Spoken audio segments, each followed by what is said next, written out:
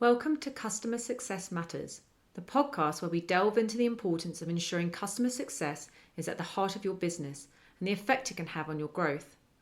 I'm your host, Jo Rogers, and every couple of weeks I'll be providing short, concise, thought-provoking insights to help you transform your retention and growth of clients.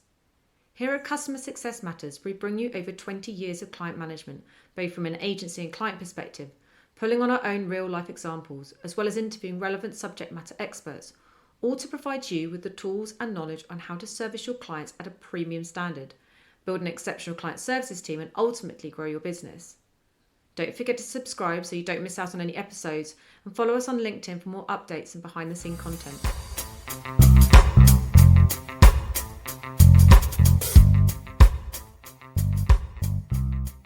Joining me today is Rosie Barker, who leads the client services team at the award-winning digital marketing agency Footprint.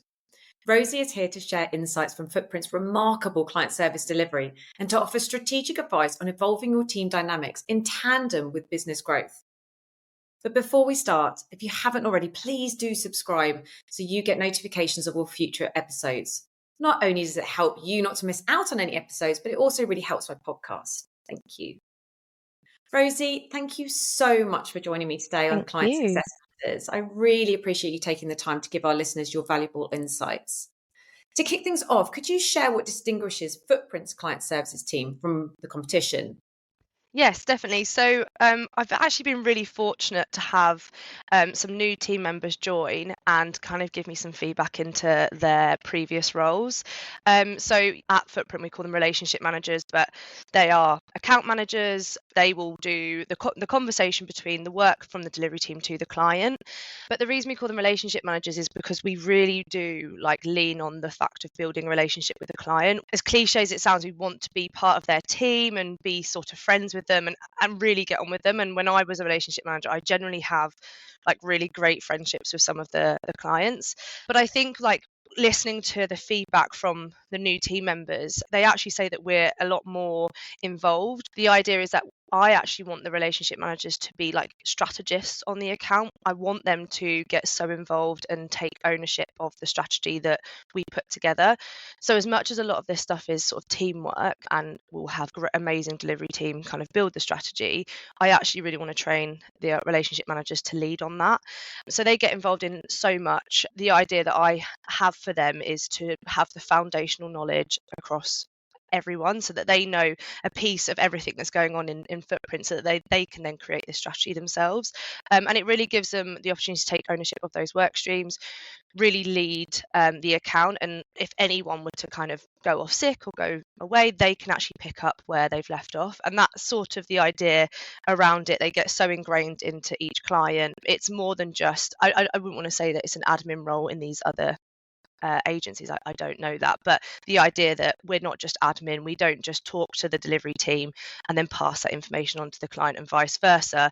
We can answer those really hard questions. They really do know what's going on with the account. So yeah, that's kind of how I feel like we are different to the competition. A lot of the team do say it's very intense, but in a great way, it's not one day's the same. So yeah, I think that's my goal really with my team, is to make sure that they are leaders and they could basically do everyone's job in the nicest way. And then we have a really strong team. So yeah, that's kind of what we do. And music to my ears. I love this, Rosie, because this is exactly, if I had my own agency, that's exactly what I would do.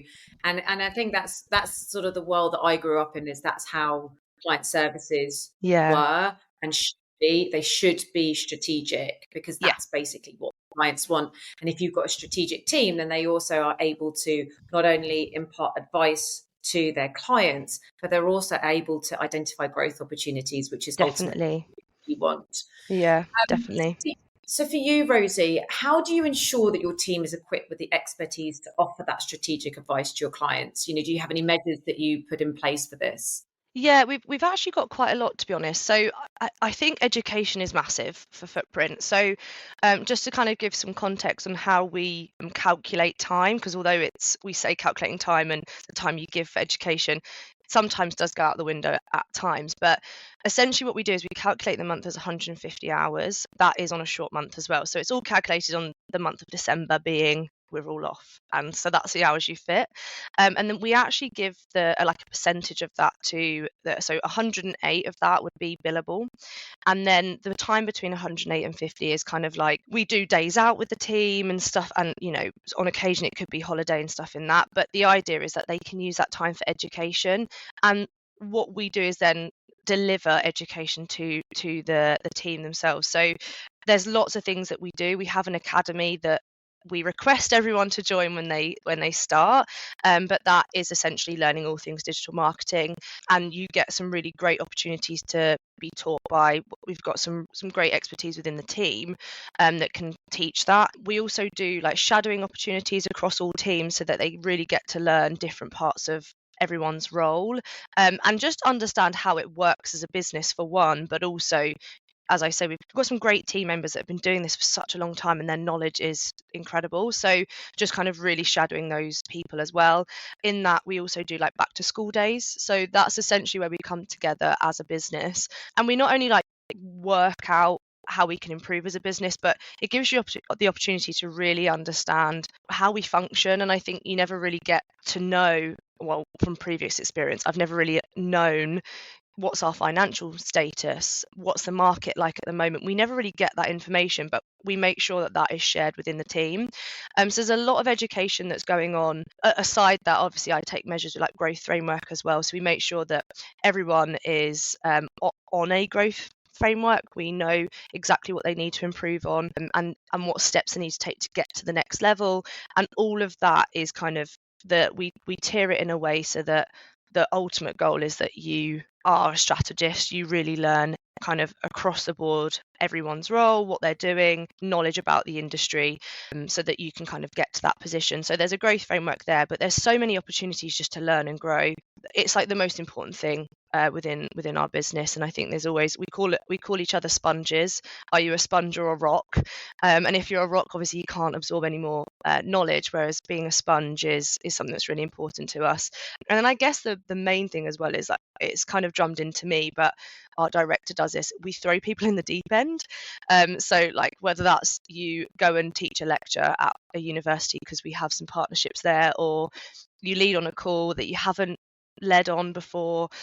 So throwing them in the deep end is something that I think is really important, because that will kind of build strength, and also confidence in yourself. Like doing something that scares you is what we say as a team, like do something that scares you every day and you'll learn from it. So yeah, we're really important in terms of like education, just to equip them to just grow and be that real strategist for the clients. And so yeah, that's basically my importance. I want the team to have time to just build themselves and build their career, and it's like the most exciting thing to see when you see we have a lot of students come in and you can really tell that, and then how they grow to this like really amazing digital marketer. It's just crazy. So yeah, that's what I do.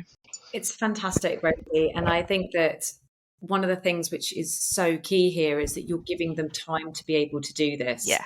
And I think that's one of the things that agencies are failing to realize, is that you have to, you can't make every person's hours billable. You No. have to give them time, even if it's not education, as you're saying, it's learning about the client, learning about the client's industry, Definitely.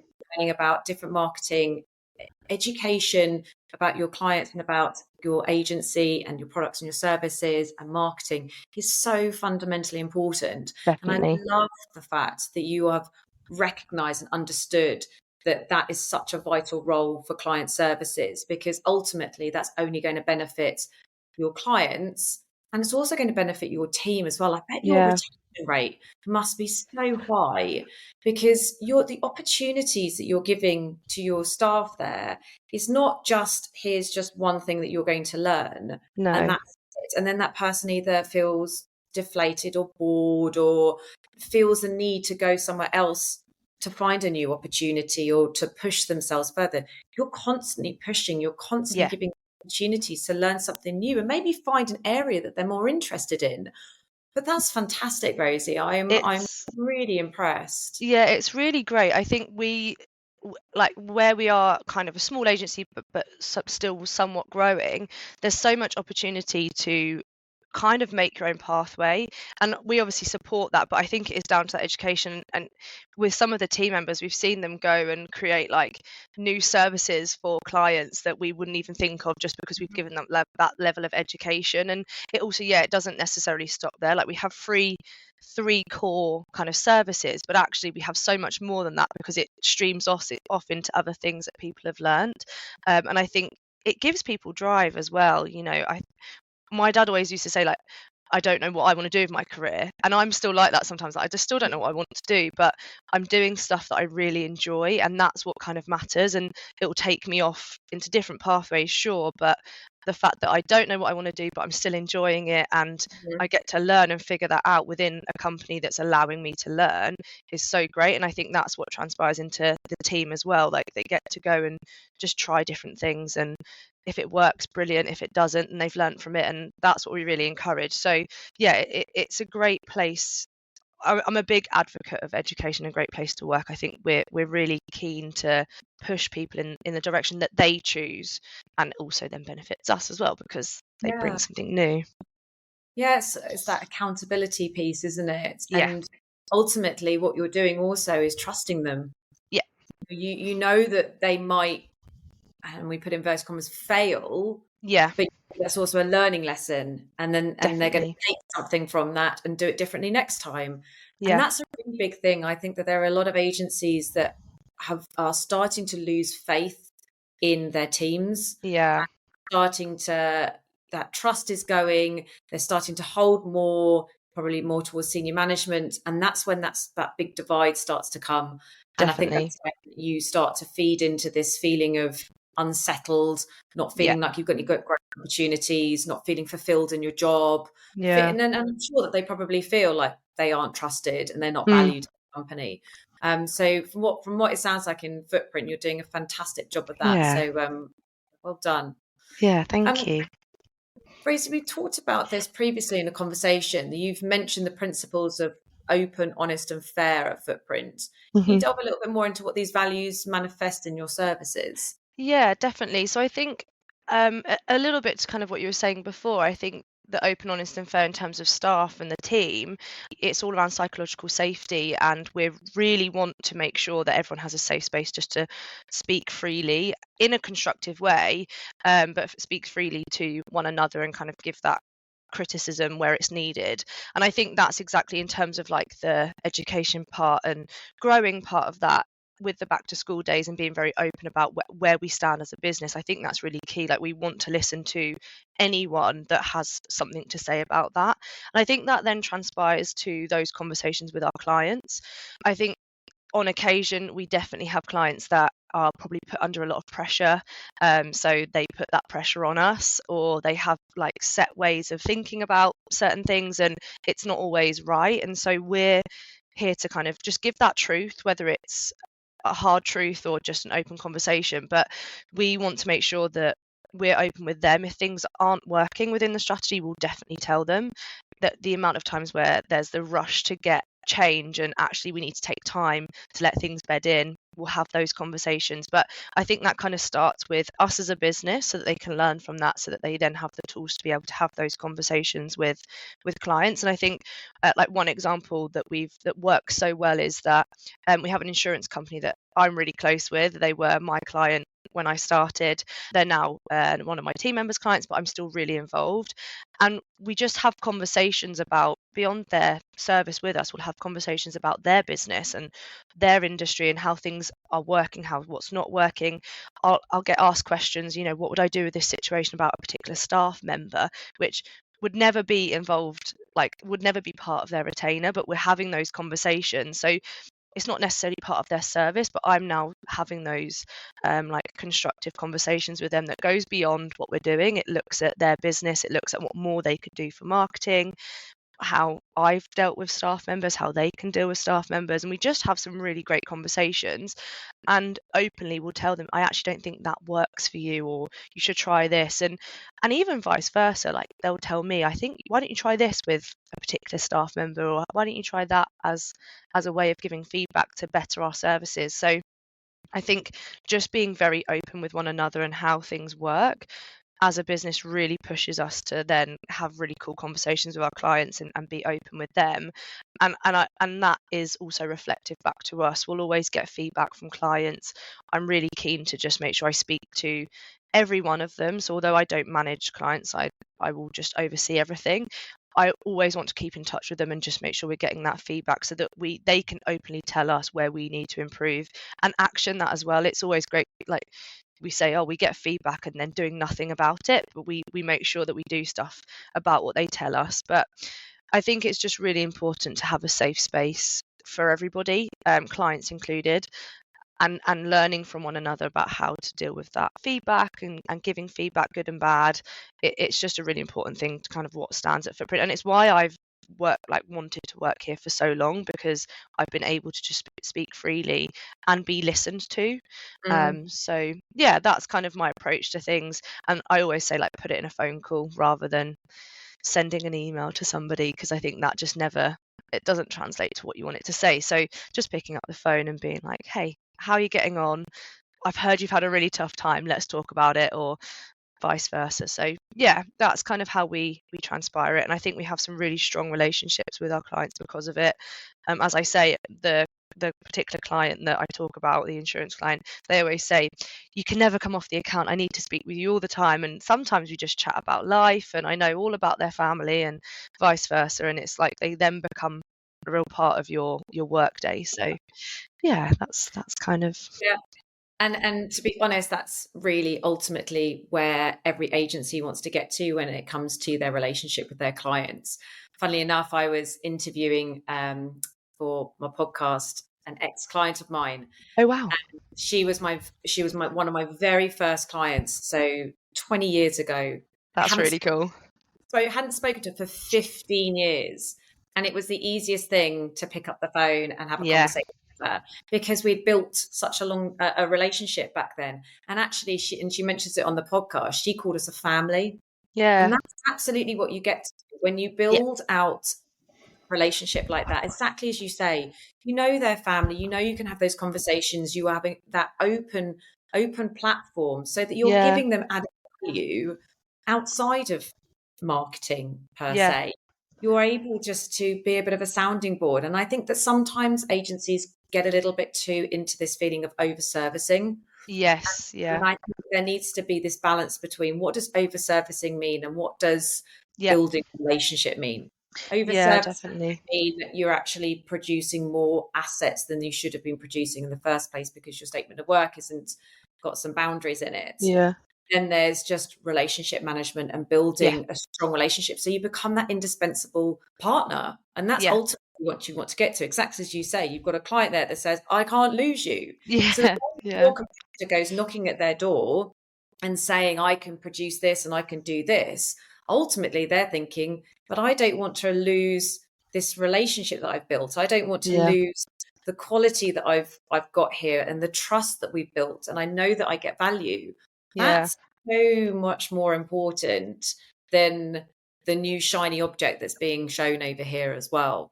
Yeah, so you guys are doing a phenomenal job over there. And I also think the thing that open, honest, fair thing made me also think about was internally, because I know that it's really difficult between departments, especially for client services. You have to play that middleman between client and departments. And generally they can be seen as a bit of a blocker or an annoyance because, clients are feeding back and, people take things a bit too emotionally and they struggle with the feedback. And I think if you've built that environment internally, where everyone knows that everyone's coming from the right place, and you've clearly got a very client-centric mindset internally as well, which is so important. I think the team do as well, like that. Oh, sorry, I interrupted, but the team definitely do too. Like I think it's very rare, not rare. I'm speaking as if I've been to another agency. I actually have been with Footprint for the majority of my career, but the delivery team even have that client services mindset in terms of, I think no matter what, even if we've done a fantastic job and we're all human, so if something goes particularly wrong, we will always try and learn from that. We're never, if a client complains or says something that they're not happy with, even the delivery team aren't to be like, well, I have done what I've supposed to do, and kind of that defense mechanism goes up. We don't really do that. We say, well, okay, I completely understand that and I can see your point. Here's my point. And if their point is also like, actually, I think I'm a little bit right here, but they'll say, here's how I perceive that, but I completely see, and this is what I've learned from it. And that's what we always try and achieve with that. It's like, what can you learn? Even if you've done absolutely everything exactly how you should be, what can you learn from that situation? Why has that client perceived it that way? And how do we make it better next time? So yeah, I think even having a team that also sees where they can improve is important, and that's what they do, which is really great. For sure. And actually picking up on that point that you say there, how did your team approach and handle difficult client conversations, or a client who's not particularly happy with, whether it's, your service, or whether the Yeah. result, like that? How do your team approach those sort of things? The main thing that we take a step back for one and just have a look at the whole situation. And normally I really encourage my team as relationship managers to handle that. I think that's part of their growth as one thing, but if they don't, I tend to jump in. I think sometimes it depending on the situation, it could be that the client actually isn't really having a good relationship with that particular RM, maybe a personality clash or what have you. So sometimes I then step in and say, let me have a look at it. I think the biggest thing is that we just listen to the client, because some way or another, whether they're wrong or we're wrong or whatever that situation is, they have a perception of us and something has kind of broken down there. So just really listening to them is what we really encourage, because a lot of the time when it comes to sort of complaints and things like that, it is that added pressure that they're getting. And so just like giving them some time to just really blurt out everything, even if they in that moment say some really harsh things about us, but it's just that level of emotion, just having that time to listen to them and note down everything that they're saying.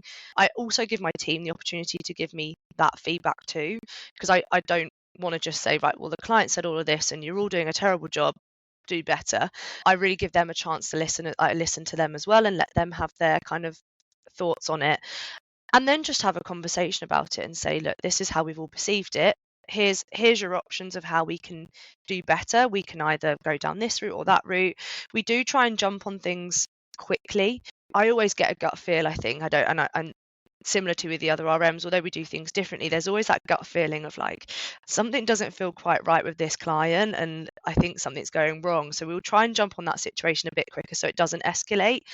But I think it's just, I think overall it's just really important to listen to what they're saying and just try and adapt and learn from that.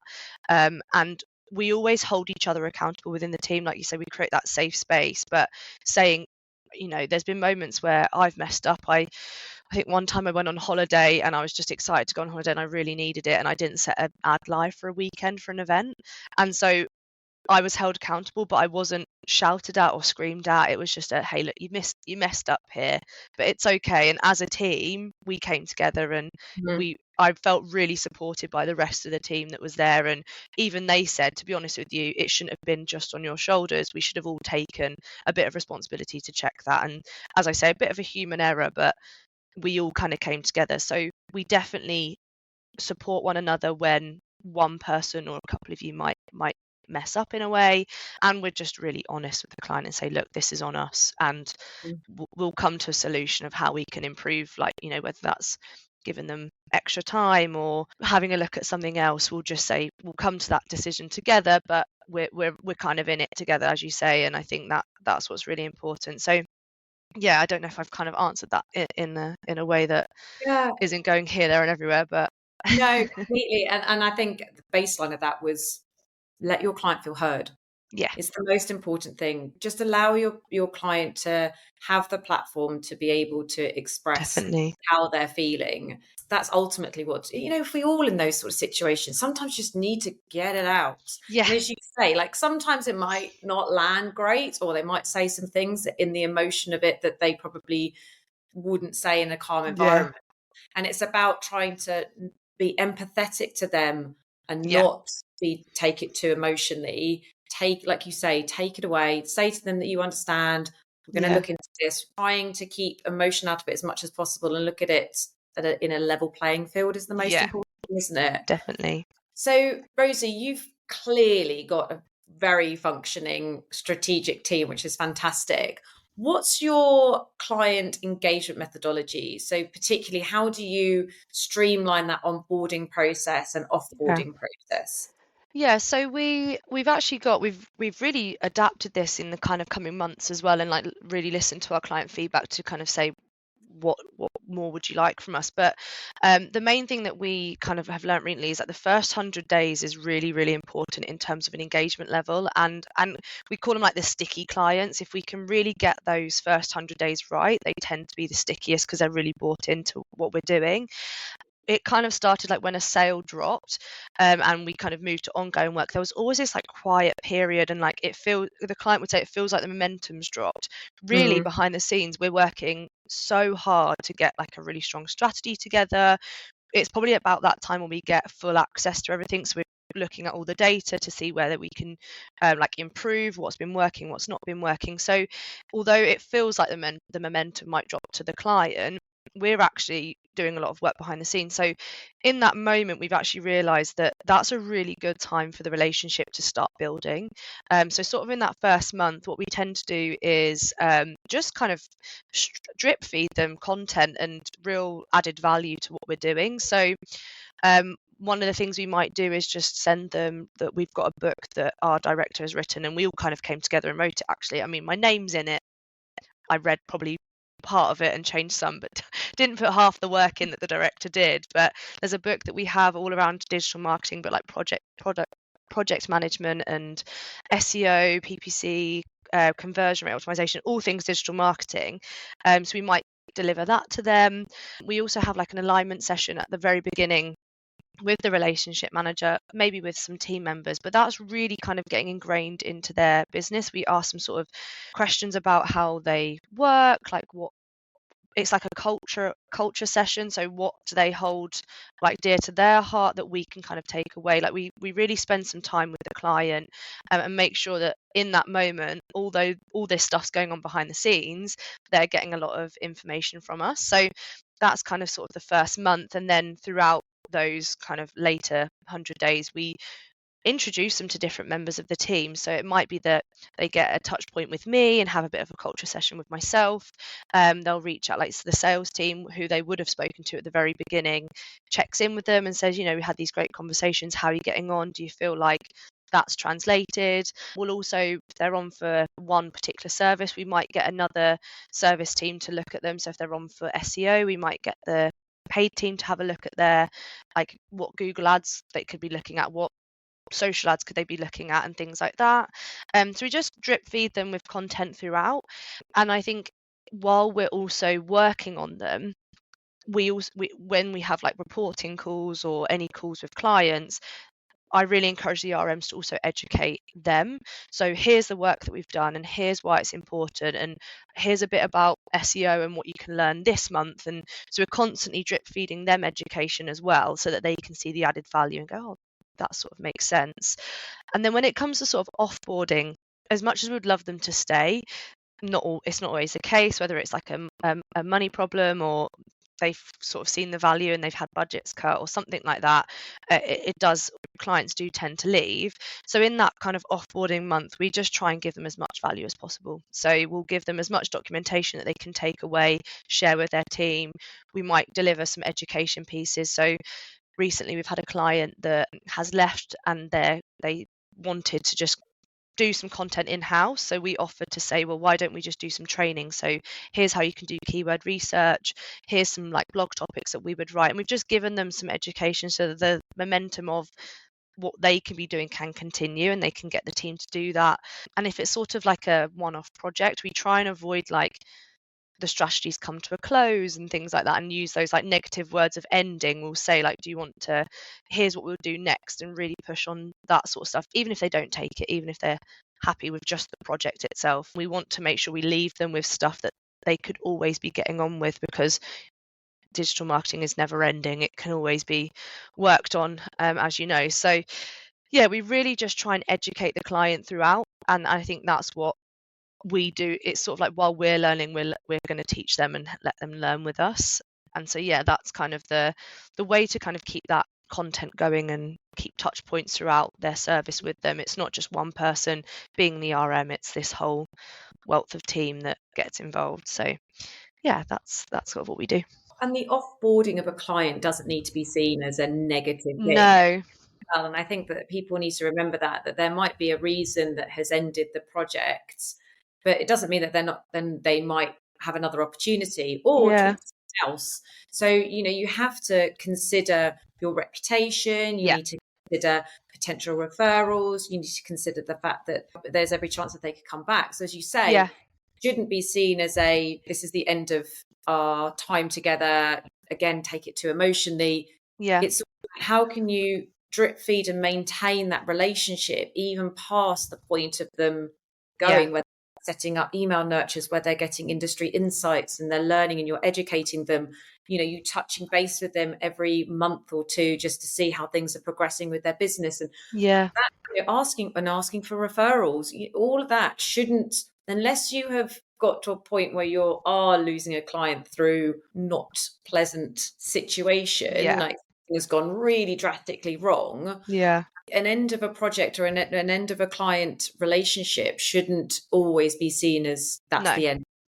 It never closes like that. I think the strongest clients we've got have always been ones that may have come back later, or they've had a touch point with like Dave in sales might have worked with them previously and then they've said, oh, I actually remember that, I'm going to come back. And there's been so many times where we've not left it we never want to leave anything in a harsh way.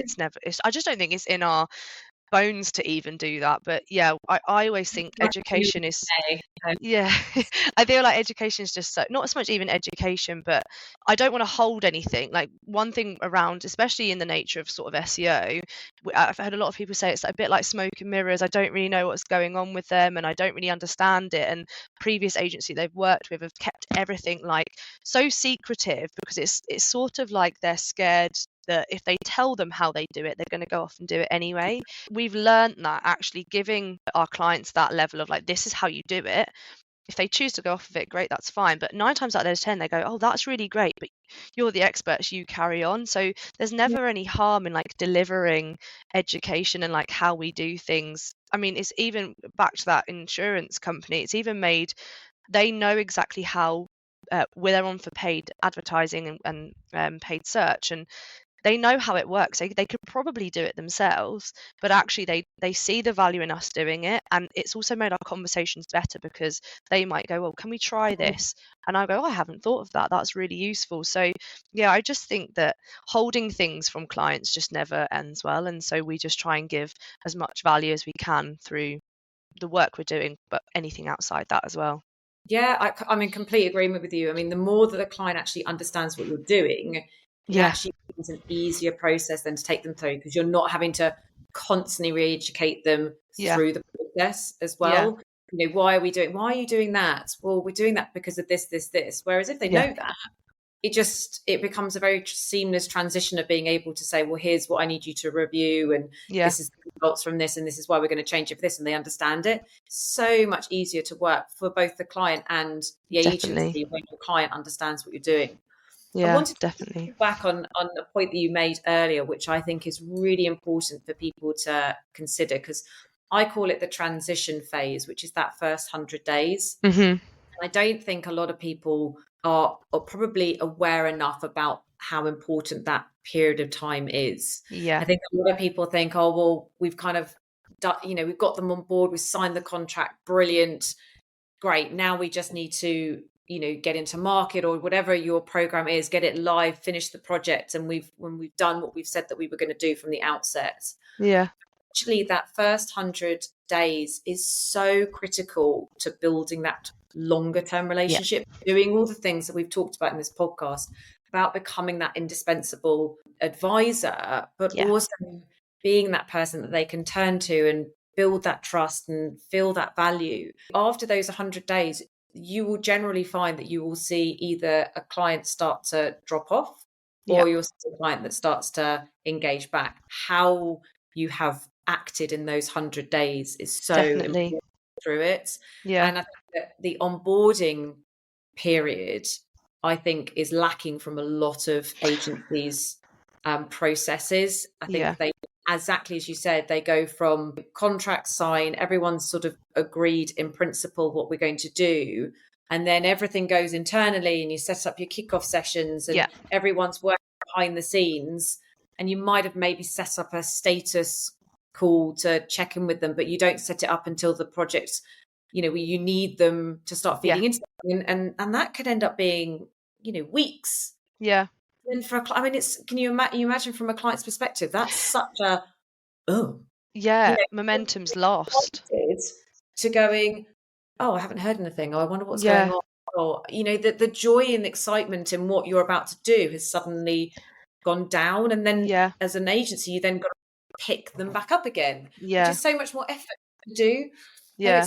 it's an important I period for people to realise that they need to have those constant contacts and touch points with clients. Definitely. I think with as that as well, like obviously sales are sales and they're going to make it sound really amazing. They're trying to get you through the door. So they're hyping the client up to be like, Mm, this is how great we are. And that's exactly what you want them to do, for them to just come in and go, oh, and now we're quiet. It just yeah. doesn't make sense. And I think there's a few things in that moment as well. Like, we're honest with them. We say, hey, look, the team are probably going to be a bit quiet because they are getting their heads down and working on it, and that's okay. Yeah. But in the meantime, let's have a chat. Let's talk about things. Let's really get to understand your business, and let's talk about you as a person, and just kind of, as you say, listening to them, and all of that sort of just relationship building stuff is so important to us. And I think we definitely have learned that. We've lost momentum from clients before, and we've had to pick it back up because of that. We've been quiet and gone behind the scenes. So yeah, it's just really important not to go quiet. I think even if you haven't got any updates, real updates, you can still chat to them and talk about Yeah, marketing and insights. and I think if you think about it from a client's perspective, if you've gone through this sales process, been sold this great idea or Yeah. dream, what you would be wanting then to do is to feel like that the people that you're going to be working with want to then understand your business. Yeah. While all of that's going on, you can take those time and that opportunity to start building that trust with your client, Yeah. Yeah. start telling you, get them to start explaining what is their business trying to achieve, Yeah. understand what their role within the business is, what their expectations are, what are they KPI'd on, Yeah. who's the senior person that they have to feed into. And then you can start to understand, is there, maybe they have to feed back every month or quarter to their senior management team. Well, what does Yeah. that look like? Can we replicate that in our reporting? How can we help them? Definitely. All of that sort of stuff. If you have those conversations, clients are always going to want to talk about what they do. Yeah. They're always going to be happy to impart that information, and they will feel like you care if Yeah. you're asking those questions as well. They're not going to see it as, oh my God, why are you asking me these questions? This is Yeah. ridiculous. They're always going to think, God, if that makes me feel confident in them that That we they want to care know. enough to know about my business. Because at the end of the day, everything that an agency does reflects on the client. Yeah. If a client has commissioned an agency, it's going to reflect on them. So therefore, if it goes badly, and that's one of the reasons why clients do get Yeah. irate when they go wrong, because Yeah. it reflects badly on them. Or if Yeah. a Definitely. deadline's missed, and they've now got to take that internally and speak to their sales team about the fact that the deadline that they put in place is now missed Yeah. because of the agency, it still reflects badly on them. And it So saves you later on, doesn't it, as well? Like, if you say, oh, actually, they told me in like a quarter that they need to do a report, why don't I get ahead of the game and do it? It just saves you so much time later on. And even just those like nice conversations of like just little things. I tell some of my clients, oh, I've had to take my dog to the vet or something like that. 2-3 weeks later, I completely forgot that I've even told them, and they'll go, oh, how's your dog getting on? And you think, oh, that's just so nice, and we'd want to replicate that back. Like, how was your so daughter's play or whatever, and all of that sort of stuff. So yeah, I had it with clients who we were chatting, and this is why I love face to face so much. But we were at yeah. lunch chatting, and she was telling me about how much she loves Wimbledon, Yeah. and the Wimbledon ballot came up. So I just pinged her an email and just said, "Oh, Wimbledon ballots opened up. Don't forget to Yeah. pop your name in." She was like, "Oh, amazing! Thank you so much for reminding me." I mean, that didn't cost anything. It took No. me 10 seconds. It's those things that make them go, oh, What that a was great really person. them. Like what Yeah. a nice thing for them to do. And I really enjoy working with that person because they listen, and it's all about listening, to be honest. Yeah. They listen listening to me, they're hearing what I'm saying. Yeah. And if you're hearing what I'm saying on a personal perspective, you're going to be hearing what I'm saying from a business perspective as Yeah. well. Yeah, So definitely. It's that important. level of emotional intelligence that I think is something we teach sort of within as relationship managers, but having that like that empathy, but the level of intelligence in terms of just it is listening. Like the amount of conversations I used to have with some clients where I'll be talking to them and I can just see they're not even bothered, and Mm, that's probably where I've not done something right at the start to build that relationship, because they're not listening to me, therefore they're yeah. not valuing what I'm doing. So probably in a few months time they're going to go, and actually it's so frustrating when you can see someone just blank in the eyes, not caring. So it's important for us to be listening to everybody, and not, one of my biggest pet peeves is if you're having a conversation and someone's like typing away or looking at another screen, Mm, and I don't mind the note taking part of it, fine, but it's that they're doing other work yeah. while they're talking to you, and I just can't bear that. Just listen. And I think that's a really important point to pick up on there is the fact that listening is not just literally listening, is also looking at that body language, Yeah. and especially in a remote world. And if you do Yeah. start to see your clients face go blank, Yeah. or their body language, or they sort of sit back, and you can do it. And I've been in meetings before, I've been in pitch meetings before, and you can start to see that energy shift. It's so important to pick up on that Yeah. and change and adapt to what's going on in that situation. Don't get 100%. so fixated on, I have to say X, Y, and Z, I have to present these slides. If you can see it's not resonating, if you can see there's an issue, stop it. Yeah. Ask. Yeah. Ask them questions. Ask them is something not resonating with you? Do you feel like we've gone down a different route? Ask those open-ended questions to start to actually see what's going on there. Because I bet you any money that client, unless you've done something really fundamentally wrong, will tell you. Yeah. Will mention, say, well, actually, this is what I was expecting from this meeting. And you can reframe the meeting and go, okay, let's put that to one side. Let's open this up Yeah. conversation, and let's just have a conversation. I don't need to take you through the deck. We can No. revisit that. Or if it's not answering what you're expecting, we can do it in a different way. But so much of that adaptability comes back exactly to what you've been saying at the beginning, Rosie, which is your team have to be able to have the knowledge, Yeah. the expertise, and the strategic acumen to be able to respond in those Yeah. situations and have the confidence. Definitely. I think so much of it comes down to confidence. If you don't know Yeah. enough, you're just going to be like a deer in headlights in that Yeah. situation. You just go, I'm just going to power through because I don't know how to respond if the client says they're not happy or Yeah. they want something different, because I don't know, because I'm presenting someone else's strategy, or I don't really know enough about the business and our Yeah. services to be able to adapt this on the fly. Yeah. And that to me is really, really important. Yeah, you can't teach confidence, but you can certainly encourage them to learn what they don't know, and learn that. And I think, I think it is throwing them in that deep end. I've been in some really awkward conversations that I wasn't prepared for, but Mm, throwing me in that deep end and actually managing it, I now have the confidence to do that again and know what I'll do better. And one thing that I used to do is be a fixer, and like if I could see that a team member is like struggling, I would just like jump in and take over and like be that fixer. And that was like feedback from my team member that said, don't do that, like I yeah. like don't need you to fix it.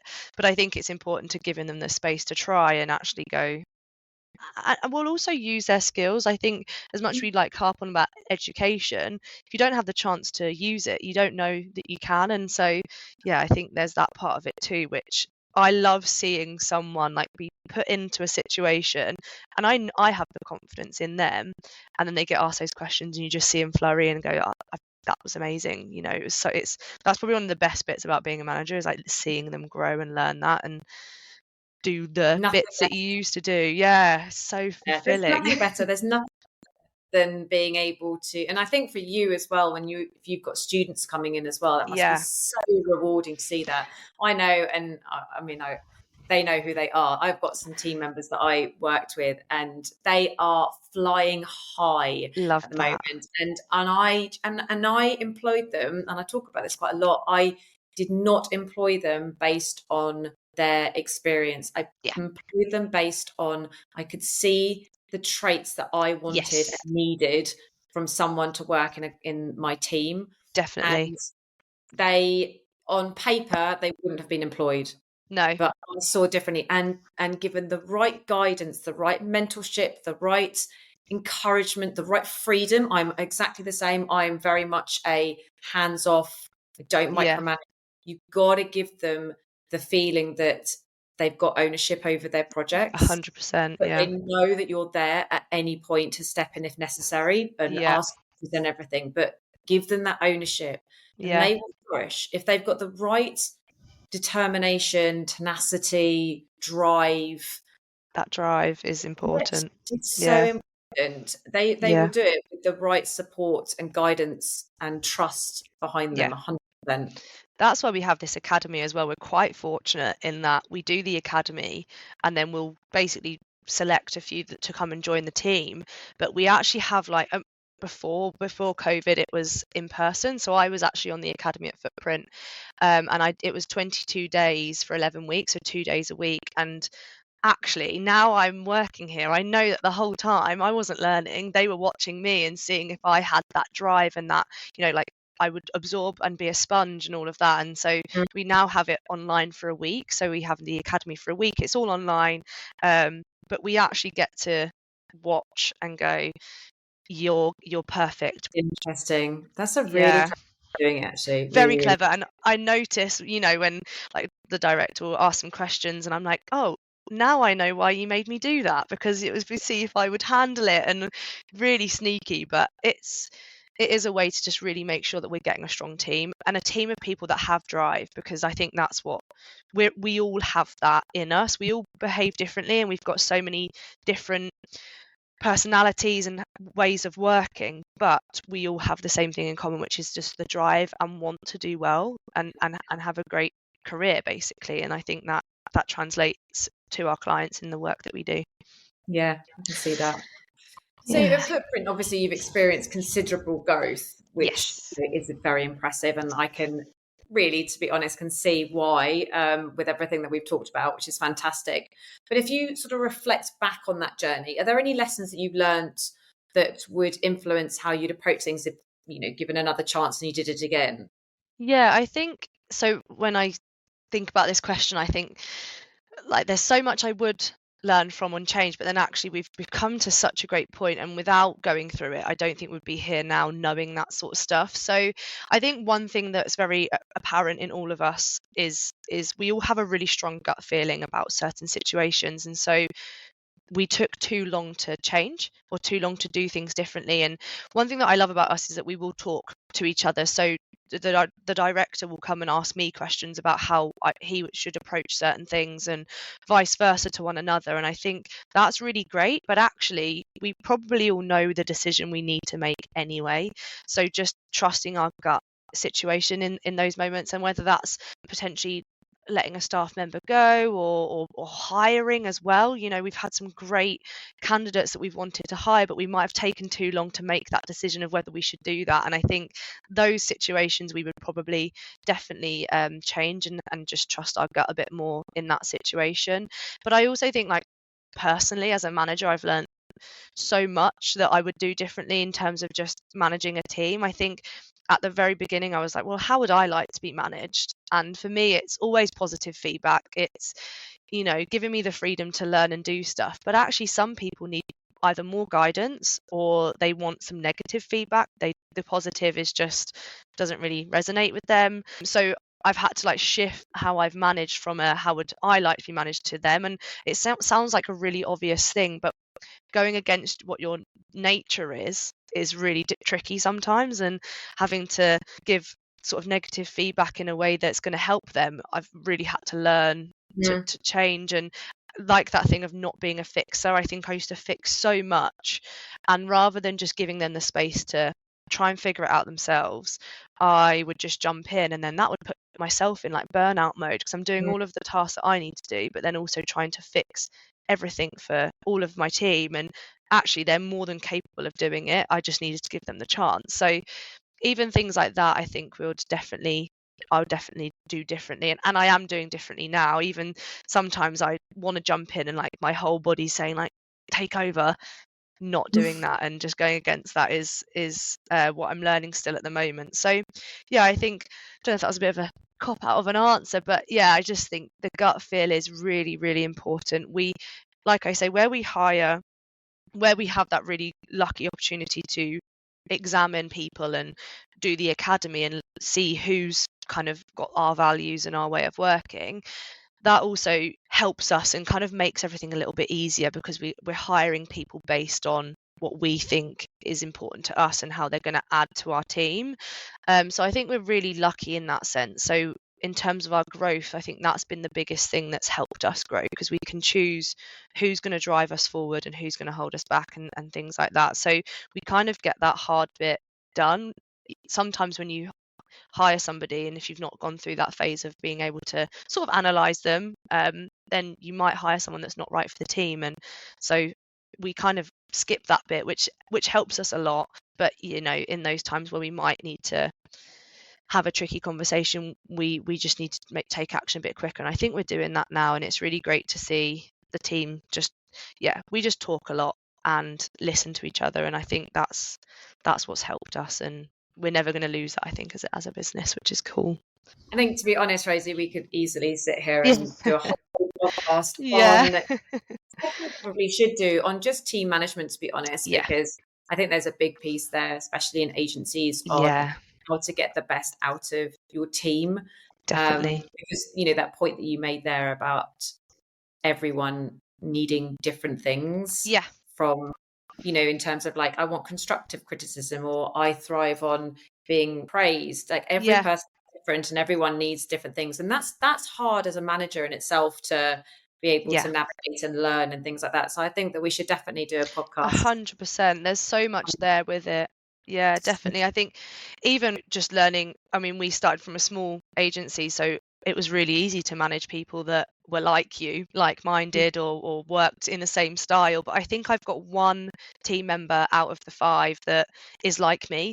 And so everyone's like, oh, she's doing amazing. But it's because I know how I would like to be managed, so I can Yeah. manage her well. The others are all different. And so I've got to really adapt to that. And it's been a real learning curve. But even I think with that, we've had some team members that have left, and not for any sort of negative reason, but on reflection of them leaving, I wonder if actually me changing how I potentially managed would have potentially either kept them on, or what would their journey have looked like if I did it slightly differently. So yeah, I'm more than happy to chat about that. There's so much there, and it's a bit that I really enjoy.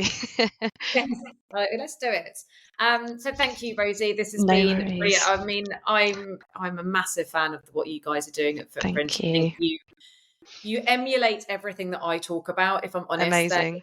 It's all about providing that strategic guidance to your clients, listening, Yeah. everything we've been talking about in terms of building those long-term relationships, showing value, educating your team. We are no longer in the world where we can just sit back and expect people to learn through osmosis and just expect them to be able to have all the skills in place to be able to do it. So fundamentally important that agencies give them the time to be able to do the research and learning on their clients, and the time to be educated and given opportunities, because you will reap the rewards, not just from your clients, but your team. Totally. Because they will feel satisfied and they will want to feel like they want to give 110% to the agency as well, because they're emotionally bought into you, because you've bought into them. So important. So thank you so much, Rosie, for coming in. No, thank you. I really appreciate it. Thank you for having me. It's been a pleasure and lots of fun. So thank you. No worries. Speak soon. Speak to you soon. Have a good day.